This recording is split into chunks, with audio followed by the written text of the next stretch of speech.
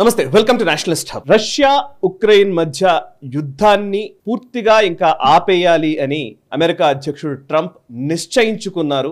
తదనుగుణంగానే పరిణామాలు కూడా మనం చూస్తూ ఉంటే చాలా స్పష్టంగా కనబడుతున్నాయి. రష్యా అధినేత పుతిన్తో ఇప్పటికే ఫోన్లో ఆయన మాట్లాడారు అండ్ జెలెన్స్కీతో స్వయంగా నేరుగా సంభాషించారు. సంభాషించడం అనే కంటే గట్టి వార్నింగ్ ఇచ్చి పంపించారు అని చెప్పొచ్చు. అమెరికా లేకుండా, ఉక్రెయిన్ కి సపోర్ట్ అమెరికా నుంచి రాకుండా జెలెన్స్కీ ఈ యుద్ధాన్ని కొనసాగించగలరా అనే ప్రశ్న నెలకొన్న టైం ఇది. అండ్ ఇప్పటికే ఇక ట్విట్టర్ లేదా సోషల్ మీడియా మాధ్యమాల్లో వీటన్నిటిలో చూస్తూ ఉంటే విపరీతమైన మీమ్స్ ఈరోజు విపరీతంగా వైరల్ అవుతున్న పరిస్థితి కనబడుతోంది. ఒక దేశాధినేతతో ట్రంప్ అంత ఘాటుగా ఎందుకు మాట్లాడాల్సి వచ్చింది? నేరుగానే జెలెన్స్కీకి చెప్పాల్సిన రీతిలో చాలా స్పష్టంగా ఒక వార్నింగ్ ఇచ్చినట్టుగా ఎందుకు ఆయన బిహేవ్ చేశారు? దీన్ని ఎలా అర్థం చేసుకోవాలి? నిజానికి ట్రంప్ని కలిసిన మిగతా దేశాధినేతలతో ట్రంప్ వ్యవహార శైలికి, జెలెన్స్కీతో వ్యవహార శైలికి ఎందుకు అంత తేడా కనబడుతోంది? ప్రధాని నరేంద్ర మోదీకి ఇచ్చినటువంటి గౌరవం గురించి ఈరోజు చర్చ కూడా విపరీతంగా పెరుగుతోంది. భారతదేశానికి అమెరికా ఇస్తున్నటువంటి గౌరవాన్ని కూడా ఈరోజు చాలామంది మాట్లాడుతున్నారు. ఈ నేపథ్యంలో ఈ అంశం గురించి మనం మాట్లాడబోతున్నాం. ప్రస్తుతం మనతో ఉన్నారు భారతీయ జనతా పార్టీ తెలంగాణ రాష్ట్ర అధికార ప్రతినిధి కిషోర్ పోరెడ్డి గారు. వారితో మాట్లాడతాను. నమస్కారం సార్. నమస్తే కిషోర్ గారు, ఫస్ట్ నాకు ఏదైనా సరే ఒక డిప్లొమాటిక్ రిలేషన్స్ విషయంలో బయలేటరల్ టాక్స్ జరుగుతున్నప్పుడు కానీ, లేదా ఒక దేశాధినేత ఇంకొక దేశాధికి అధ్యక్షుడిని లేదా ప్రధానమంత్రిని కలుస్తున్నప్పుడు కొన్ని ప్రోటోకాల్స్ ఖచ్చితంగా ఉంటాయి. కానీ ఆ ప్రోటోకాల్స్ అన్నింటికీ విరుద్ధంగా, ఇంకా చెప్పాలంటే ఏదో సీనియర్స్ ఇద్దరు ముగ్గురు కూర్చొని ఒక జూనియర్ ని ర్యాగింగ్ చేసినట్టుగా, అంటే అంత సీరియస్ గా నిన్నటి ఆ విజువల్స్ చూస్తూ ఉంటే, లైవ్ టెలికాస్ట్ జరుగుతూ ఉంటే, మీడియా అంతా ఉన్నప్పుడు ట్రంప్ జెలెన్స్కీకి ఇచ్చిన క్లాస్ కానివ్వండి, లేదా జేడీ వ్యాన్స్ మాట్లాడిన మాటలు కానివ్వండి, జెలెన్స్కీ హావభావాలు కానీ, ఇవన్నీ చూస్తూ ఉంటే ఒక్కసారిగా ప్రపంచం మొత్తం ఈ డిప్లొమాటిక్ రిలేషన్స్ ఇవన్నీ మాట్లాడుతున్న వాళ్ళందరూ ఒక్కసారిగా ఆశ్చర్యాన్ని వ్యక్తం చేస్తున్న పరిస్థితులు కనబడుతున్నాయి. సో మీరు కూడా అంటే ఒక బ్యూరోక్రాట్గా పనిచేసిన వాళ్ళే, సౌత్ బ్లాక్లో వర్క్ చేశారు కాబట్టి, సో బేసికలీ ఫస్ట్ అసలు ప్రోటోకాల్స్ ఏంటి, ఈ పర్టికులర్ మీటింగ్ నుంచి టేక్ అవేస్ ఏంటి? ముందుగా సాయి గారు మీకు, అట్లాగే మన నేషనలిస్ట్ ప్రేక్షకులందరికీ నమస్కారం అండి. ఇప్పుడు రెండు దేశ ప్రధానులే కానీ, రాష్ట్రపతులే కానివ్వండి, హెడ్స్ ఆఫ్ స్టేట్ అంటాం, ఇట్లాంటి వారు కలుస్తున్నప్పుడు ముందుగా అసలైతే నిజం చెప్పాలంటే నిన్న ఒక మినరల్ రైట్స్ దాని మీద ఒక అగ్రిమెంట్ షేరింగ్ చేసేది. సో రేర్ ఎర్త్ మినరల్స్, దాని తర్వాత ఆయిల్, గ్యాస్, వీటన్నిటిలో ఉక్రెయిన్లో ఉన్న వాటి మీద అమెరికా, ఉక్రెయిన్ ఇద్దరు ఒక అగ్రిమెంట్ ఒప్పందాన్ని సంతకాలు చేయవలసింది ఉండింది. సో నిన్న జెలెన్స్కీ గారు వచ్చి అక్కడ, అండ్ యూతల్ సైడ్ ట్రంప్, కాబట్టి ప్రెసిడెంట్ ట్రంప్ గారు, ఇద్దరు ప్రెసిడెంట్లు ఆ దేశ అధినేతలు వచ్చి సంతకాలు పెడతారు. నార్మల్గా జరిగేది ఏంటి, ఏ దేశాల మధ్య అయినా కానీ ఇప్పుడు ఇట్లాంటిది ఒక అగ్రిమెంట్ బ్యాక్ ఛానల్స్లో ముందుగానే ఈ అగ్రిమెంట్ రెడీ అవుతుంది, రివిజన్స్ అవుతాయి, మినిస్టీరియల్ లెవెల్లో లేకపోతే బ్యూరోక్రసీ లెవెల్లో ఇవన్నీ జరిగిపోతాయి. జరిగిపోయిన తర్వాత ఒక ఒప్పందము చేసుకుందాము అండ్ ప్రతి అక్షరం కూడా అందులో రివ్యూ చేసిన తర్వాత ఇద్దరికి ఒప్పుకోలు అని అనుకున్న తర్వాతనే ఇట్లాంటి ప్రోగ్రామ్స్లో వాటిని సంతకం పెట్టడం అనేది జరుగుతూ ఉంటుంది. సో నిన్న జెలెన్స్కీ వచ్చింది అగ్రిమెంట్ మీద, ఒప్పందం మీద ట్రంప్ అండ్ జెలెన్స్కీ ఇద్దరు సంతకం పెట్టడానికి అని చెప్పి వచ్చారు. వచ్చిన సందర్భంగా ఇంకా మీకు తెలిసిందే నిన్న ఏం జరిగింది అనేది. కాకపోతే అది 48 నిమిషాల పాటు 45 నిమిషాల పాటు ఇంటరాక్షన్ జరిగింది. మనం చూసింది ఎక్కువగా పాపులర్ అయింది, మిగిలిన పాపులర్ అయింది ఏంటంటే లాస్ట్ 5-10 నిమిషాలు మాత్రం బాగా పాపులర్. అందులో ఏమంటున్నారు ఇప్పుడు ఎందుకు జరిగింది అనేది నేను ఒక 2-3 విషయాలు. సో ముందుగా అయితే అంత మంచిగానే నడిచింది యాక్చువల్లీ, ఇద్దరు కూడా నడిచిన తర్వాత ఒక పాయింట్కి వచ్చిన తర్వాత లాస్ట్ 5-10 మినిట్స్ కొంచెము అగ్రెసివ్ కాన్వర్జేషన్ జరిగింది. అయితే ఈ ఒప్పందం సంతకం చేయవలసిన దాని మీద అది అగ్రీ అయిపోయింది. అంతకుముందు మినిస్టీరియల్ లెవెల్లో, అంటే మినిస్టర్స్ ఉంటారు కదా, మన దేశ విదేశీ వ్యవహారాల మంత్రి కావచ్చు, అక్కడ సెక్రటరీ ఆఫ్ స్టేట్ అంటారు, మార్కో రూబియో అతని పేరు. అట్లాగే ఇక్కడ జెలెన్స్కీ ఉక్రెయిన్కి ఒక మినిస్టర్ ఉంటారు కదా, ఎక్స్టర్నల్ అఫేర్స్ మినిస్టర్, వాళ్ళు సంతకాలు పెట్టవలసింది అని ట్రంప్ అడిగితే, అది కాదు, నేను మినిస్టీరియల్ లెవెల్లో కాదు, రాష్ట్రపతుల లెవెల్లోనే, అంటే ఇక దేశాధినేతల లెవెల్లోనే మనం చేద్దాము అని చెప్పి ఇప్పటికీ 1-2 సార్లు కాదు కాదు అంటూనే జెలెన్స్కీ వచ్చారు. సో నిన్న రాష్ట్ర అధినేతలు, ఇప్పుడు మీరు చూడండి, ఇప్పుడు ఏ అధినేత అయినా ఎక్కడికైనా వచ్చినప్పుడు ఇద్దరు సంతకాలు పెడుతున్నప్పుడు మొత్తం పెడతారు అని అన్నప్పుడు ఆ ప్రోగ్రామ్ ఉంటుంది, మొత్తం మీడియా ప్రపంచమంతా చూస్తాను. ఎందుకనంటే ఈ విషయము చిన్న విషయం కాదు. ఇప్పుడు ఈరోజు నిజంగానే నిన్న ట్రంప్ చెప్పినట్లుగా ఒక మూడో ప్రపంచ యుద్ధానికే నాంది పలికే అవకాశం ఉంది అన్న టైప్లో ఒక మూడో ప్రపంచ యుద్ధమే అవ్వగలిగే అవకాశం ఉంది, మూడో ప్రపంచ యుద్ధానికి కారణం అయ్యే విధంగా ఉంది అన్న పరిస్థితులు ఉన్నాయి కదా. ఇప్పుడు ఉక్రెయిన్ వైపు కొన్ని దేశాలు, రష్యాకి బయటికి కాకపోయినా నార్త్ కొరియా కూడా సైనికులనే పంపించింది అనుకుంటా. అట్లాగే చైనా కొన్ని సప్లైస్ చేస్తోందని ఇట్లాంటివన్నీ వినిపిస్తూనే ఉన్నాయి. సో 2 కూటములుగా ఈ యుద్ధం అసలు ఇంకా ముందుకెళ్తే ఎట్లాంటి పరిణామాలకు వస్తుందో తెలియదు, ప్రపంచ భద్రతకి అవరోధము అన్న టైప్లో ఉంది కదా, అంటే భద్రతకి గ్యారంటీ లేని పరిస్థితి అని అన్నట్టుగా ఉంది కదా. అంత సీరియస్ విషయంలో ఒక అగ్రిమెంట్ కుదిరిన తర్వాత జెలెన్స్కీ అక్కడికి వచ్చిన తర్వాత కొత్త షరతులు పెట్టాడు. కొత్త షరతులు ఏంటంటే, ఇప్పుడు ఈ అగ్రిమెంట్ చేస్తాం బాగానే ఉంది, మా దగ్గర గనులు ఇట్లా వనరులు ఏవైతే ఉంటాయో వాటి మీద ఆయిల్, గ్యాస్, మినరల్స్ ఇట్లాంటి వాటి మీద ఇదంతా బాగానే ఉంది. కానీ ఇప్పుడు సీజ్ ఫైర్ ఇమ్మీడియట్గా రష్యా ఉక్రెయిన్ యుద్ధాన్ని ఎక్కడికక్కడ ఆపండి.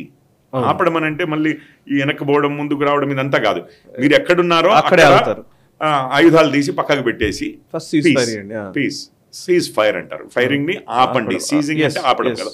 సీజ్ ఫైర్ ముందు అది చేస్తే కదా మిగిలినవన్నీ. గత వారం రోజుల్లోనే 2000 మంది సైనికులు చనిపోయారు. ప్లస్ ఉక్రెయిన్కి ఇప్పటి వరకు, అది దేశం ఉన్న సైజుకి ఇప్పటి వరకు సైన్యంలో ఉన్న వాళ్ళందరూ చచ్చిపోయి ఈవెన్ 16-17 ఏళ్ల పిల్లల్ని కూడా యుద్ధ భూమికి పంపిస్తున్నారు మీరు.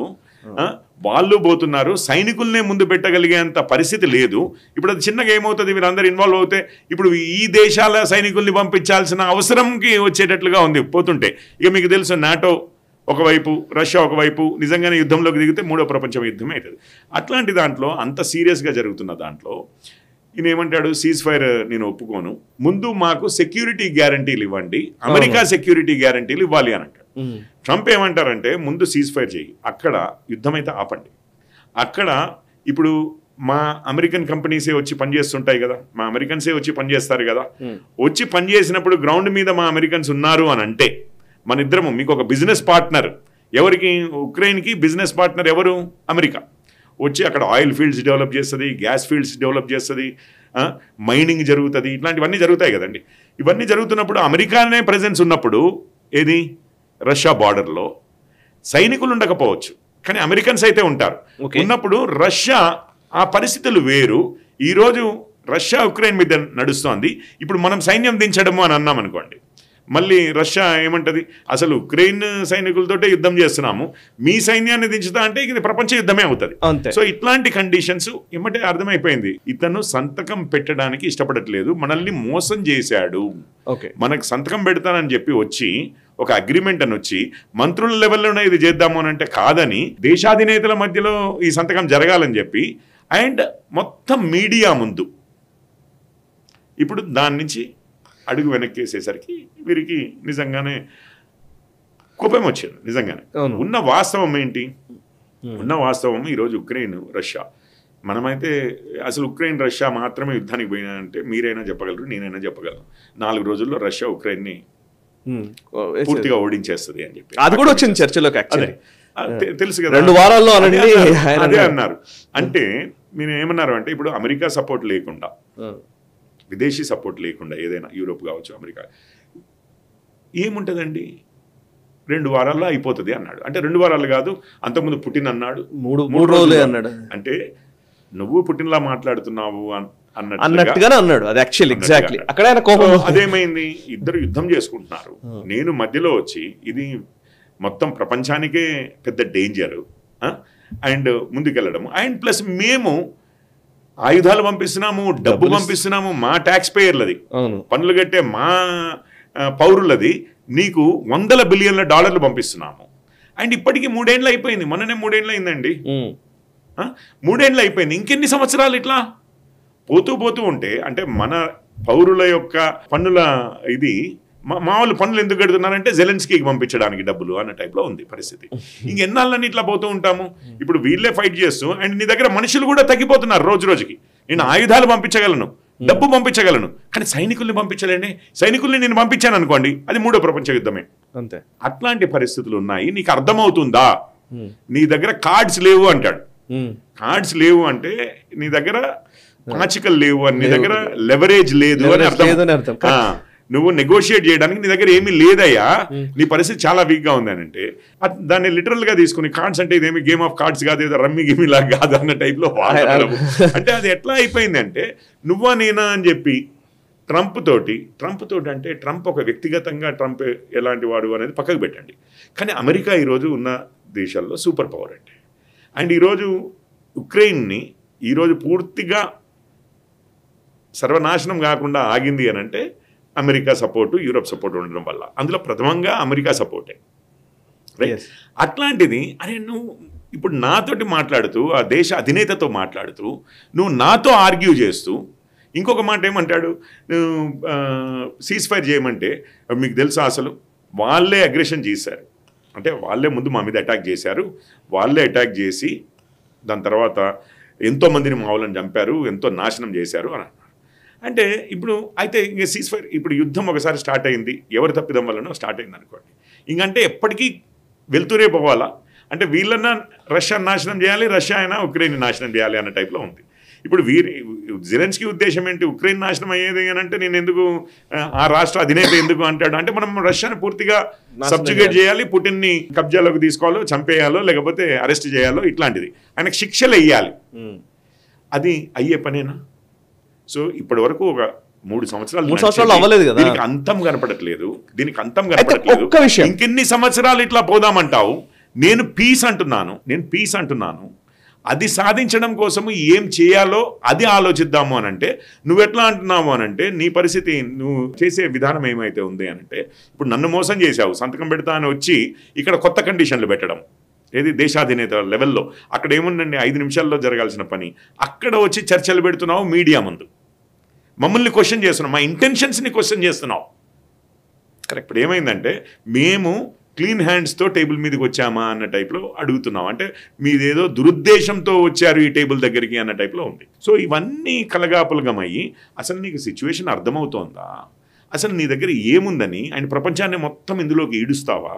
3 సంవత్సరాలు అయింది. ముందైతే యుద్ధం ఆపుదాము, ప్రజలు చేస్తున్నారు, మీ వాళ్ళు చేస్తున్నారు, రష్యన్స్ చేస్తున్నారు, ఆపి తర్వాత కాంటెక్స్ట్ క్లియర్ గా చెప్పారు, కాంటెక్స్ట్ ఏంటో మొత్తం క్లియర్ గా చెప్పారు. అయితే దీని రిపర్కేషన్స్ ఏంటి? నా క్వశ్చన్ ఏంటంటే ఇప్పుడు లైక్ ఓకే సరే, నేను ఇప్పుడే చూస్తున్నాను, నేను జస్ట్ యాక్చువల్లీ మేము ఒకటి పెట్టారు ఏంటంటే 2 కొత్త పదాలు వచ్చాయని చెప్పేసి, జెలెన్స్కీ ఫైడ్ అని, ట్రంప్ అని. నిజానికి ట్రంప్ వ్యవహార శైలి ఒక్కొక్క అధినేతతో ఆయన చాలా అగ్రెసివ్గా మాట్లాడుతున్న విధానం, ఆయనకు వచ్చిన మ్యాండేట్ కావచ్చు, లేకపోతే ఆయన అడ్మినిస్ట్రేషన్ స్టార్ట్ అయినప్పటి నుంచి, ఆయన ప్రమాణ స్వీకారం చేసినప్పటి నుంచి కూడా మోదీ గారిని కలిశారు, మిడిల్ ఈస్ట్ నెతన్యాహుని కలిశారు, మాక్రోన్ని కలిశారు, స్టామర్ని కలిశారు, రకరకాల మందిని కలిశారు. వాళ్ళందరితో వ్యవహరిస్తున్న విధానం మీద ఖచ్చితమైన చర్చ జరుగుతోంది. ఇప్పుడు జెలెన్స్కీది అయితే ఒక పీక్స్లోకి వెళ్ళిపోయింది. సో ట్రంప్ ఎవరి పట్ల ఒక మంచి దృక్పథంతో ఉన్నాడు, ట్రంప్ ఆలోచన దృక్పథం ఎవరిపైన ఎట్లుంది? 2 విషయాలు. ఇప్పుడు behind the scenes, in front of the scenes అంటాం. తెర వెనక జరిగేది తెర ముందు జరగాల్సింది. ఇప్పుడు తెర వెనక ఈ చర్చలన్నీ జరుగుతాయి, అప్పుడు నిజంగానే మాటలు అనుకోవచ్చు, ఏమైనా చేసుకోవచ్చు, కానీ మన ఇద్దరం ఒక అగ్రిమెంట్కి వచ్చాము. 2 దేశాల మధ్య అగ్రిమెంట్, ఇదేమి 2 వ్యక్తుల మధ్యలో అగ్రిమెంట్ కాదు. 2 దేశాలు ఒక అగ్రిమెంట్కి వచ్చిన తర్వాత అండ్ అది సంతకం పెట్టడానికి రావడం అనేది తెర ముందు జరిగేది. ఇంతవరకు తెర వెనక ఈ విధంగానే ఎంత గట్టిగా మాట్లాడుకున్నా జరుగుండొచ్చు కాక, కానీ ఒక్కసారి నా మాట ఇచ్చిన తర్వాత, నేను ఒక అగ్రిమెంట్కి వచ్చిన తర్వాత, ఒక షేక్ హ్యాండ్ జరిగిన తర్వాత, దాన్ని ఫార్మల్గా జస్ట్ 2 సంతకాలు పెట్టడానికి ప్రపంచం మొత్తాన్ని పిలిచి వారి ముందు మనం సంతకాలు పెడతాం కదా, అది చేయడానికి వచ్చినప్పుడు మళ్ళీ మీరు తెర వెనక జరగవలసిన విషయంని తెర ముందు చేశాడు జెలెన్స్కీ. దాంతో ఏమైపోయింది మొత్తము, అసలు ఇది ప్రోటోకాల్ కాదు ఫస్ట్ థింగ్. రెండో విషయం, ఇప్పుడు దీని పర్యవసానాలు ఏంటి అంటే ఇప్పుడు అమెరికా ఏమంటోంది అంటే, ట్రంప్ ఏమంటున్నారు అని అంటే, ఇప్పుడు ఇది చాలా బ్యూటిఫుల్గా నిన్న నైట్ ట్రూత్ సోషల్లో ఆయన ఒక పోస్ట్ పెట్టాడు, దాన్ని మళ్ళీ ఎక్స్లో షేర్ చేశారు, ట్విట్టర్లో. ఏమంటున్నారు అంటే, ఇప్పుడు ఉక్రెయిన్ ఒక అగ్రిమెంట్ అనే వచ్చాము, కానీ నా వ్యవహార శైలి చూస్తూ ఉంటే ఏమనిపిస్తోంది, ఉక్రెయిన్తో అమెరికా ఉన్నప్పుడు ఉక్రెయిన్కి బలం చేకూడుతుంది సార్, ఆయనేమో శాంతి వైపు వెళ్ళట్లేడు. సో మేముండడం వల్ల తనతో ఉండడం వల్ల ఏమవుతోంది, తన డిమాండ్స్ పెరుగుతున్నాయి. అండ్ శాంతి వైపు కాదు, తనకు బలం చేకూరడంతో నేనే వీరుణ్ణి శూరుణ్ణి, అసలు రష్యాని పూర్తిగా నాశనం చేసేంత వరకు మనం ఎక్కడ కదిలేదు లేదు అనే టైప్లో ఉన్నాడు. సో మేము అసలు మొత్తం సిచ్యువేషన్లో అమెరికా ఉండడంతో తను నిజానిజాలని అంచనా వేయలేకపోతున్నాడు, తన శక్తిని అంచనా వేయలేకపోతున్నాడు. అండ్ తన ఉద్దేశం ఏంటి అంటే మళ్ళీ యుద్ధం. కాబట్టి అసలు అమెరికా ఈ సిచ్యువేషన్లో నుంచి పూర్తిగా పక్కకు జరుగుతుంది. మేము తనతో ఉండడము అని అంటే అసలు ఈ విషయంలో ఏదైనా ఇప్పుడు మినరల్సే ఉన్నాయి, అమెరికాకి ఉక్రెయిన్లో మినరల్స్ కావాలి, ఆయిల్ కావాలి అని అంటున్నారు కదా, అంటే వాళ్ళు నేను అడిగింది ఇవ్వాల్సిందే కదా, అంతే కదా సార్. కరెక్ట్, ఇవ్వాల్సింది అని అంటే ఇప్పుడు నేను వాళ్ళు కలిసి ఒక అగ్రిమెంట్కి వచ్చామంటే ఇద్దరం ఒకటి అయింది అంటే నాకేమైంది, అమెరికా ఉక్రెయిన్ రెండు కలిస్తే నా పవర్ చాలా పెరిగింది కదా, అప్పుడు నేను రష్యాకి ఇంకా పెద్ద డిమాండ్లు పెడతాను, లేకపోతే యుద్ధం ఆగాలంటే ఇంకా ఎక్కువ ఇది చేస్తాను. భూమి వాపస్ ఇవ్వడమే కాదు, కానీ ఇంతమంది మామూలు చనిపోయినందుకు అసలు పుటిన్నే అరెస్ట్ చేయాలి, జైల్లో పెట్టాలి, లేకపోతే ఇంటర్నేషనల్ కోర్ట్ ఆఫ్ జస్టిస్లో ఆయనని శిక్షలు వేయాలి, ఆయనని ప్రాసిక్యూట్ చేసి ఇట్లాంటివన్నీ కూడా రావచ్చు. సో మేముండడం వల్ల జెలెన్స్కీకి తన నిజానిజాలు అసలు నిజమైన పరిస్థితులు అర్థం కావట్లేదు, ఒక సెన్సెస్లో నుంచి దాటి వెళ్ళిపోయాడు. మాకు కావాల్సింది అక్కడ లాభాలు ఇంకొకటి కాదు, నాకు కావాల్సింది పీస్. సో అందుకని అమెరికా ఈ ఈక్వేషన్లో ఉండడం వల్ల పీస్కి శాంతి ఎస్టాబ్లిష్ చేయడం కష్టమవుతుంది కాబట్టి పూర్తిగా పక్కకు జరుగుతాము అన్నారు. అని ఏమంటే అసలు భోజనాలు చేయాల్సి ఉండింది. దాని మీద ఒక స్టేట్ విజిట్ వచ్చినప్పుడు కలిసి భోజనాలు ఇవన్నీ ఉంటాయి కదా, ఆ భోజనాలు అన్నీ రెడీగానే ఉన్నాయి వెనక రూమ్లో. దాని తర్వాత వీళ్ళిద్దరూ కలిసి ఒక ప్రెస్ కాన్ఫరెన్స్ చేయాలి మళ్ళీ, ఏది ఆ సంతకాలు అయిపోయిన తర్వాత నిలబడి ఇద్దరు మాట్లాడతారు చూసారా, అది చేయాలి. ఎప్పటికప్పుడే ట్రంప్ గారు వీళ్ళంతా లేచి వెళ్ళిపోయి మార్కో రూబియో మనిషిని తీసుకుని బయటికి ఇమీడియట్గా మీకు వైట్ హౌస్ లోకి వస్తున్నప్పుడేమో ట్రంప్ వెయిట్ చేస్తూ తనని తీసుకుని లోపలికి వచ్చాడు, పోయేటప్పుడు మాత్రము ఎవ్వరూ రాకుండా తనని కార్లో ఎక్కించేసి పంపించేశాడు అంతే. సో ఇంకా ఇతనితో మనం డీల్ చేయలేము. ఇప్పుడు జెలెన్స్కీ వర్సెస్ ట్రంప్ కాదు ఇది, మళ్ళీ యుక్రెయిన్ వర్సెస్ ఇది. ఇప్పుడు నీ biggest supporter, most powerful super power ఇప్పుడు నీ తరఫున లేకపోతే నిజంగా పరిస్థితి ఏంటి? అండ్ నువ్వు ఇట్లాగే యుద్ధం కొనసాగిస్తే ఏంటి నీ పరిస్థితి? నీ దేశానికి ఏమవుతోంది, నీ దేశ ప్రజలకు ఏమవుతోంది, అది ఆలోచించకుండా ఈవెన్ ఒకవేళ నిజంగానే ట్రంప్ జేడీ వాన్స్ ఈయన ఏదో కార్నర్ చేశారు అని అనుకుందాం ఒక నిమిషానికి, కానీ ఏమవుతుంది అని అంటే నీ దేశాని కోసం కదండి మీరు పోయింది, మీకు అవమానం జరిగింది, మిమ్మల్ని ఏదో తక్కువ చేసి చూపిస్తున్నారు, లేకపోతే ఆయన ఏదో పెద్ద గొప్పవాడు అన్నట్టుగా ముందు చూపించి నాకేదో లెక్చర్ చేస్తున్నాడు, ఇవన్నీ పట్టవప్పుడు. మీరు భారతదేశంలో ఒక 1,00,000 మందో 10 లక్షల మందో మన సొంత దేశంలో రైట్ ఇప్పుడు మనమే పోతే అన్న టైప్లో సరే ఉక్రెయిన్ చేయబట్టి ఉక్రెయిన్ దేశవాసులు అట్లా చనిపోయే అవకాశం ఉంది, దేశం సర్వనాశనం అయిపోయే అవకాశం ఉంది అని అంటే మన ఈగో కాదు కదా ఇంపార్టెంట్ అక్కడ.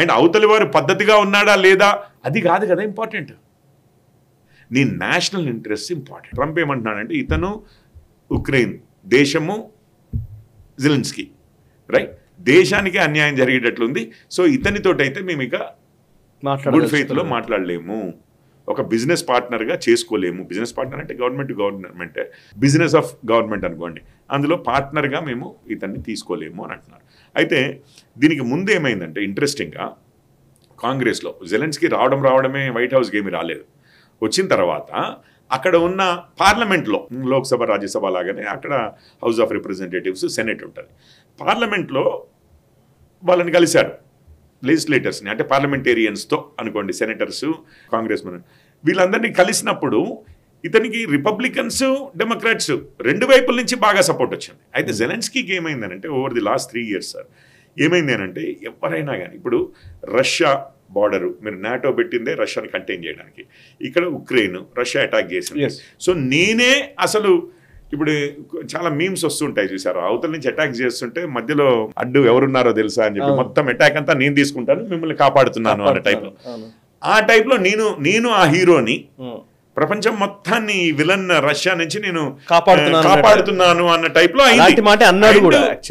ప్రపంచ దేశాల అధినేతలతో కూడా తాను బిగ్గెస్ట్ హీరో ఈ రోజు ఉన్న ప్రపంచంలో అన్నట్లుగా వ్యవహరిస్తుండేవాడు అని చెప్పి కూడా దాని తర్వాత చాలా స్టోరీస్ వచ్చాయి. ఏ దేశ ప్రధానులు రాష్ట్రపతులు అయినా కానీ అంటే చాలా అసలు నేను అడ్డు వేస్తున్నాను, I am the one who is fighting for all of you అన్న టైప్లో. సో మీరందరూ కూడా తప్పనిసరిగా సపోర్ట్ చేయాల్సిందే, లేకపోతే ఏంటి అన్నట్టు. అండ్ ఇప్పటివరకు అట్లాగే సపోర్ట్ వచ్చింది. అంతకుముందు బైడెన్ గారి ఆధ్వర్యంలో, కమలా హ్యారిస్ బైడెన్ గారి ఆధ్వర్యంలో ఉన్న ప్రభుత్వమే కానివ్వండి, యూరోప్లో ఉన్న దేశాలు ఎన్నో దేశాలే కానివ్వండి సపోర్ట్ చేస్తూ వచ్చాయి, డబ్బులు ఇస్తూ వచ్చాయి, వాళ్ళ ప్రజలకు ఆశ్రయం ఇస్తూ వచ్చాయి, ఏది యుక్రెయిన్ ప్రజలకి. అట్లాగే ఈవెన్ ఆయుధాలు ఇస్తూ వచ్చాయి. ఇప్పుడు ఏమనుకున్నానంటే ఇంకా అదే కంటిన్యూయేషన్ అవుతోంది అన్న టైప్లో. కాకపోతే ఇప్పుడు అమెరికాలో ఎలక్షన్స్ అయ్యాయి, ట్రంప్ గారు వచ్చారు. ఆయన ముందే ఎలక్షన్స్ కంటే ముందు నుంచే చెప్తున్నాడు నేను పీస్ ఎక్కడ 2 చోట్ల, ఒకటి రష్యా ఉక్రెయిన్, ఇంకొకటి ఇజ్రాయెల్ పాలెస్తైన్. పాలెస్తైన్ అంటే మిడిల్ ఈస్ట్ మొత్తం అనుకోండి, అది హమాస్ కావచ్చు, హెజ్బొల్లా కావచ్చు, హౌతీస్ కావచ్చు, ఇరాన్ కావచ్చు, మొత్తం అంటే ఆ సినారియో మొత్తం ఏదైతే ఉందో, యెమెన్ కావచ్చు, ఇక్కడ పీస్ తీసుకొస్తాను అక్కడ పీస్ తీసుకొస్తాను అన్న దాంతో వచ్చాడు. అండ్ ఆ యాంగిల్లో వారు వర్క్ చేస్తారని మీకు తెలిసిందే, అదేం సర్ప్రైజ్ కాదు. అట్లాంటి వాళ్ళతో ఏదో కలవనన్నా కలవకు, కానీ పోయి అట్లాంటి వారికి నేను ఇగో ఒక అగ్రిమెంట్కి వస్తున్నామని చెప్పి మోసం చేసినట్టుగా ఉండడంతో అంత ఎక్స్ప్లోజివ్గా జరిగింది. ఓకే, సో మరి మిగతా వాళ్ళతో ఇప్పుడు లైక్ మోదీ గారితోనేమో ఒకలాగా బిహేవ్ చేశారు. మీకు ఒక విషయము కరెక్ట్ మీరు చెప్పింది, ట్రంప్ వచ్చిన తర్వాత పర్సనాలిటీ ఈరోజు ఏమి కొత్త కాదు కదా, 4 సంవత్సరాలు మనం చూసాం, రైట్? దాని తర్వాత బైడెన్ వచ్చారు, మళ్ళీ ట్రంప్ వచ్చారు. ఇప్పుడు ఏమవుతోంది అని అంటే 2-3 విషయాలు. నిన్న కొన్ని రీల్స్ కూడా వచ్చాయి. ఒక్కొక్క దేశ ప్రధానినో రాష్ట్రపతితో ఏ విధంగా రిసీవ్ చేసుకున్నారు, మోడీ గారిని ఏ విధంగా రిసీవ్ చేసుకున్నారు. నిన్నటి దాంతో 2-3 పాయింట్లు చెప్తాను నేను. అసలు నిజంగా ఇంత సీరియస్గా ఉంటుందా? మనం మామూలుగా ప్రధానమంత్రులు కలవడము, ఎప్పుడు ఫోటోలు వీడియోలు చూసినా కూడా యువతల సైడ్ ఒక 10 మంది, అవతల సైడ్ 10 మంది కూర్చుని, దేశ ప్రధానులే కావచ్చు, ఫారిన్ మినిస్టర్సే కావచ్చు, రాష్ట్రపతులే కావచ్చు, రైట్, దేశాధినేతలు కూర్చున్నప్పుడు ఏమవుతుందండి? ఇట్లా జరిగి ఇద్దరు 2 వైపులా కూర్చొని ఏదో మాట్లాడుకుంటూ ఉంటారు, అగ్రిమెంట్స్ ఉంటాయి, ఇద్దరు సంతకాలు పెట్టుకుని వెళ్ళిపోతారు. లేదా రైట్, ఇద్దరు పక్క పక్కన కూర్చుని కొన్ని విషయాలు మాట్లాడినట్టుగా చేసి దాని తర్వాత వచ్చి ఒక ప్రెస్ కాన్ఫరెన్స్ పెడతారు. రైట్, ఎక్కడా కూడా ఆల్మోస్ట్ ఒక స్ట్రీట్ ఫైట్ లాగా ఆర్గ్యూ చేసుకుంటారు. అంటే మామూలుగా మన ఫ్రెండ్స్ మధ్యలో జరుగుతూ ఉంటాయి, ఇంకొకటి జరుగుతూ ఉంటుంది, మన పార్లమెంట్లో జరుగుతూ ఉంటాయి. ఆ విధంగా ఆర్గ్యూ చేసుకుంటారు, గట్టిగా మాట్లాడుకుంటారు, అండ్ చాలా ఇంటెన్సిటీ ఉంటుంది. ఇప్పుడు ఆర్గ్యూ చేసుకోవడం అంటే ఇద్దరు ఫ్రెండ్స్ మధ్యలో స్టేక్ ఉండకపోవచ్చు అండి, పార్లమెంట్లో ఆర్గ్యూ చేసిన పెద్ద విషయం కాదు. కానీ ఇక్కడ మీ దేశాన్ని మీరు రిప్రజెంట్ చేస్తున్నారు, మా దేశాన్ని నేను రిప్రజెంట్ చేస్తున్నాను, యుద్ధ విషయము. అవును, చాలా ఉంటాయి ఇందులో. ఎంత అంటే ఎన్నో లక్షల మంది ప్రాణాలు, దేశ భవిష్యత్తు విషయాలు, ఇట్లా ఇది ఇంత ప్రెషర్లో ఇంత ఓపెన్గా ఇంత ఇదవుద్దా అని చెప్పి ఫస్ట్ ఆశ్చర్యపోయాను. దాని తర్వాత ఏమైంది? ఇప్పుడు జెలెన్స్కీ తను వ్యవహరించిన తీరు అదైతే ఇమీడియట్గా మీకు ఏమనిపించిందంటే, అంటే ఐస్ రోలింగ్ అంటారు, ఇట్లా ఉంటాయి ఎక్స్ప్రెషన్స్. అంటే అవతల వాళ్ళని అంత ఇరిటేట్ చేసేంత ఎక్స్ప్రెషన్స్. అవును, మాట్లాడుతుంటే అమెరికన్ ప్రెసిడెంట్ మాట్లాడుతుంటే మధ్యలో ఇంటరప్షన్. ఆయన తప్పే చెప్పుండొచ్చు. మీకు ఫ్రెంచ్ ప్రెసిడెంట్ ఏమన్నాడు, చేయి పట్టుకుని లేదు అని ఏదో ఎక్స్ప్లెనేషన్ ఇచ్చారు. ఇట్లా జరుగుతూ ఉంటాయి ఒక్కోసారి వారి. కానీ మీ ఎయిమ్ ఏంటి? అసలు మనం ఎందుకు వచ్చామండి? అంత దూరం ప్రయాణించి వైట్ హౌస్కి ఎందుకు వచ్చాము? పర్ఫెక్ట్ రిలేషన్షిప్ బిల్డ్ చేయడానికి కదా. కానీ మీరు చేసిన ప్రతి ఒక్క యాక్టివిటీ అవతల వాళ్ళని ఇరిటేట్ చేసే విధంగాను, అండ్ మళ్ళీ వారు లేకపోతే మీకు జీవితమే లేదు, దేశానికే చాలా కష్టం. అలాంటి పొజిషన్లో ఉన్నాడు. ఇప్పుడు ఏదో ఇండియా లాంటిది కాదు, చైనా లాంటిది కాదు, అమెరికా కొంచెం అటు ఇటు అయినా కానీ పెద్దగా మనల్ని హర్ట్ చేసేది లేదు కదా ఈరోజు అనేది కాదు. ఏదో ఎకనామిక్గా హర్ట్ చేస్తారు, ఏదో పోటీ ఉంటుంది, ఇదంతా ఉంటుంది. కానీ బట్ ఈ విధంగా అసలు జీవన్మరణ సమస్య కాదు. అయితే అట్లాంటి దాంట్లో నీ పర్సనల్ బిహేవియరు, నీ పర్సనల్ ఈగోని ముందు పెట్టడము, అంటే అట్లాంటి లీడరు ఇప్పుడు మన దేశంలో అయినా కానీ అట్లాంటి లీడరు మన దేశాధినేత అయితే అంతే. నిజంగా అసలు దేశ పరిస్థితి ఏంటి? అవును, ఇమ్మెచ్యూరిటీ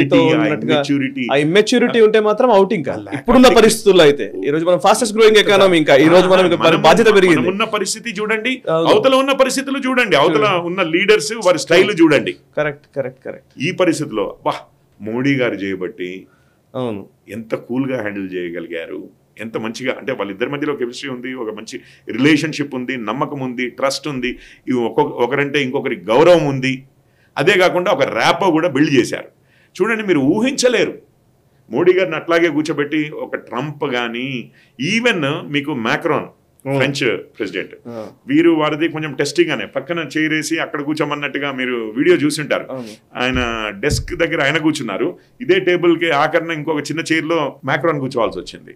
స్టార్మర్ వచ్చారు, ఏది యూకే ప్రైమ్ మినిస్టర్, వారిని కూడా డైరెక్ట్ గా జేడీ వ్యాన్స్ ఎదురుగానే కూర్చోబెట్టి ఫ్రీడమ్ ఆఫ్ స్పీచ్ మీద అక్కడే క్వశ్చన్ అడిగారు పబ్లిక్ లోనే. రైట్, ఇప్పుడు చెయ్యట్లేదు అని చెప్పి అక్కడ గుర్తు చేశారు. మీరు పోలిష్ ప్రైమ్ మినిస్టర్ ప్రెసిడెంట్ తను వచ్చారు, 90 నిమిషాలు వెయిట్ చేయాల్సి వచ్చింది. 11, దాని తర్వాత అర్ధగంట గెలవాల్సిందో ఏమో 11 నిమిషాలే గెలిచారు. ఒక్కొక్కరితో వ్యవహరిస్తున్న తీరు. జోర్డన్ కింగ్ అబ్దుల్లా వచ్చారు. అబ్దుల్లా వచ్చినప్పుడే వారి ముందే డైరెక్ట్గా కొన్ని విషయాలు, గాజా విషయంలో అదేమీ లేదు, అక్కడ ఎవరికి మనీ ఇవ్వాల్సిన అవసరం లేదు, గాజాని మేము డెవలప్ చేస్తాము అని చెప్పి, అది వారి పొజిషన్కి విరుద్ధంగా ఉండింది. ఇది అబ్దుల్లా గారి విషయం పబ్లిక్ లోనే. ఇట్లాంటిదంతా అయింది. మోడీ గారి విషయంలో మాత్రము మీరు చూశారు కదా, రిసెప్షన్ దగ్గర నుంచి మళ్ళీ పంపించేంత వరకు మధ్యలో ప్రెస్ కాన్ఫరెన్స్ లో మాత్రం ఒక్కసారి వారికి చైర్ లాగి కూర్చోబెట్టి ఇవన్నీ చేయడము, హగ్ చేసుకోవడమే కానివ్వండి, హ్యాండ్ షేక్ చేసుకోవడమే కానివ్వండి, యువర్ గ్రేట్ ప్రైమ్ మినిస్టర్ అని చెప్పి, యువర్ గ్రేట్ అని చెప్పి ఆయన దీంట్లో రాసిస్తుంటే, your prime minister your great అని చెప్పి డొనాల్డ్ జే ట్రంప్ అని చెప్పి ఇంత పెద్ద సంతకం పెట్టడమే కానివ్వండి, ఇట్లాంటివి అంతకుముందు ఏం మాట్లాడారనేదే కాదు, ఆ రోజు ఆ మీటింగ్ లో ఏ విధంగా మాట్లాడారు. లాస్ట్కి వస్తే అఫ్ కోర్స్ ట్రంప్ గారు మళ్ళీ గుర్తు చేశారు, చూడండి నేను వచ్చినప్పుడు నా ప్రజలకు కూడా నేను ప్రామిస్ చేశాను, ఈ ట్రేడ్ ఏదైతే జరుగుతుందో దాని మీద టారిఫ్స్ మీద ఇష్యూ. అండ్ ట్రంప్ గారు కూడా ఏమన్నారు, ఇదంతా ప్రిపేర్ అయ్యే, లేకపోతే 4వ దేశాధినేత ట్రంప్ గారిని కలిసింది చిన్న 2 వారాల్లోనే కలిసినట్టున్నారు కదా, అధికారంలోకి వచ్చిన 2 వారాల్లోనే. అది మనం రిక్వెస్ట్ చేసి ఎర్లీగా పోయాము, మనం ప్రిపేర్డ్ అయ్యి ఉండి రిక్వెస్ట్ చేసి ఎర్లీగా, లేకపోతే మనం ఇంకొక నెల తర్వాత పోయి ఉండొచ్చు కాక మోడీ గారు. సో వారు కరెక్ట్ టైం చూసుకుని ఎర్లీగానే ముందు వెళ్దామని చెప్పి ఏం చేశారు, మన ఇద్దరి మధ్యలో ట్రేడ్ $250 బిలియన్ ఉంది. అఫ్ కోర్స్ మీరు మాకు ఎక్స్పోర్ట్ చేస్తున్న దానికన్నా మేము మీకు ఎక్స్పోర్ట్ ఎక్కువ చేస్తున్నాము, మా టారిఫ్స్ కొంచెము నిజంగానే ఎక్కువ ఉన్నాయి, మీవి పంపించాలంటే మా ఇంపోర్ట్ కస్టమ్స్ డ్యూటీ మాది ఎక్కువనే ఉంది, కాదని నేను అనట్లేదు, కానీ ఇది అమెరికా ఇండియా దేశాల మధ్య ఉన్న రిలేషను, మన ఇద్దరి మధ్యలో ఉన్న ఎన్నో విధాలుగా ఐడియాలజికల్గా కానివ్వండి, ఇంకోటి డెమోక్రసీ, మనము రూల్ ఆఫ్ లా ఇక్కడ కూడా నడుస్తుంది, రైట్. అండ్ డైవర్సిటీ, మనది కూడా యూనిటీ ఇన్ డైవర్సిటీ. 2 ఎగ్జాంపుల్స్ ఉన్నాయి ప్రపంచంలో అంటే ప్రథమంగా వచ్చేది ఇండియా అండ్ అమెరికా. ఇట్లాంటివి మనం అలైన్ అవుతున్నాము కదా, మనమేంటి ఇది కాదు అసలు 250ని 500 చేద్దాం పట్టు, ఓకే మన ఇద్దరము ఫ్రీ ట్రేడ్ అగ్రిమెంట్ చేసుకుందాం పట్టు అని ఆఫర్తో వెళ్ళాడు. అక్కడికి కూడా ప్రెషర్ పెట్టడం, ఆర్ట్ ఆఫ్ ది డీల్ అంటారు. ట్రంప్ మీకు తెలిసిందే, ఆయనకు కావాల్సిన దానికి మాత్రం ప్రెషర్. ఆ ప్రెషర్ పెట్టడం ఏంటంటే, మీరు నాకు ఇప్పుడు చెప్పారు అంత బాగుంది, నేను సంతోషం, మీరు సంతోషం, ఇదంతా బాగుంది, కానీ మళ్ళీ ఇంటికి వెళ్ళిన తర్వాత మర్చిపోకుండా మీరు చాలా ట్యాక్సెస్ చేస్తున్నారు, ఇండియా ఈజ్ హైయెస్ట్ ట్యాక్సర్ అని చెప్పి ప్రెస్ కాన్ఫరెన్స్లో పెట్టాడు. కానీ బట్ రిలేషన్షిప్ అక్కడ కూడా ప్రెస్ కాన్ఫరెన్స్లో కూడా ఎంత, అసలు ఏ దేశ ప్రధానికి ఇప్పటివరకు దేశాధినేతకి ఇంత గౌరవం ఇచ్చినట్టుగా ఇవ్వలేదండి.